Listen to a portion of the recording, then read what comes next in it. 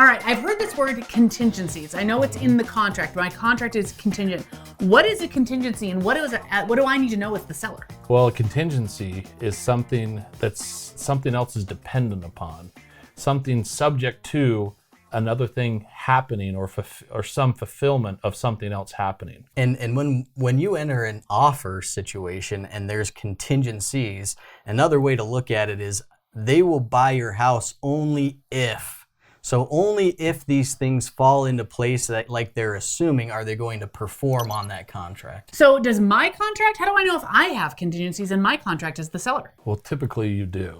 That's the only reason you have a contract, right? If they had a bag of money and they were willing to accept your house with no what ifs or no dependent on, then they would just give you the money. Yeah. But the contingencies are really what spell out the entire contract. And it gives the buyer time to make sure that what they're buying is what they think they're buying. Right. So what are the normal ones I should expect if this is regular? Well, there's financing. It's subject to the appraisal coming in at that price if there's financing, or sometimes with cash they get an appraisal.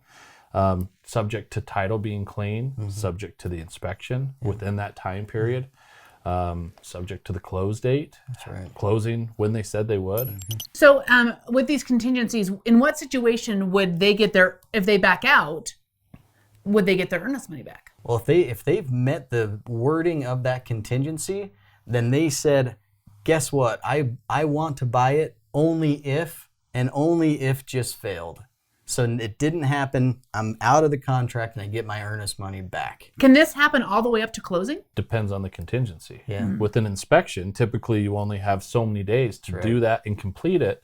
And if you try to ask for something after that's expired, well, you don't have the right to do that anymore per the contract. And again, this is when you start going into a legal area. That's right. But the black and white is your earnest money can be at risk if you don't do your inspection and you try to negotiate repairs after that's expired. So the financing contingency does go all the way to closing. Yep. So even with the best laid plan, if something goes haywire and that person loses their job or they get a pay decrease at the last minute, if they don't qualify for that loan, they can back out of the contract and get their earnest money back right to the day of closing. Gotcha. Per our forms that are prepared by the state of Idaho and the Idaho Real Estate Commission. The Idaho Real Estate Commission enforces the laws. The Idaho Realtors basically prepares our forms in a way to make these transactions go smoother and eliminate as many potential problems as they see happening. So who will be talking about these deadlines with me as they approach in these contingencies? So that's the transaction coordinator. That is the bulk of their job is to make sure that you understand the paperwork piece, the dates, the times.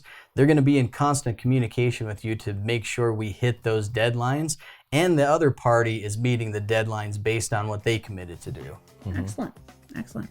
So if you're enjoying these smart messages and you know of any friends and family that could use our help, please introduce us. The definition of contingency is blah, blah, and you go, well, only if.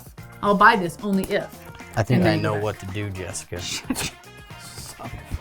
Bitchy. Act like I'm 3 years old.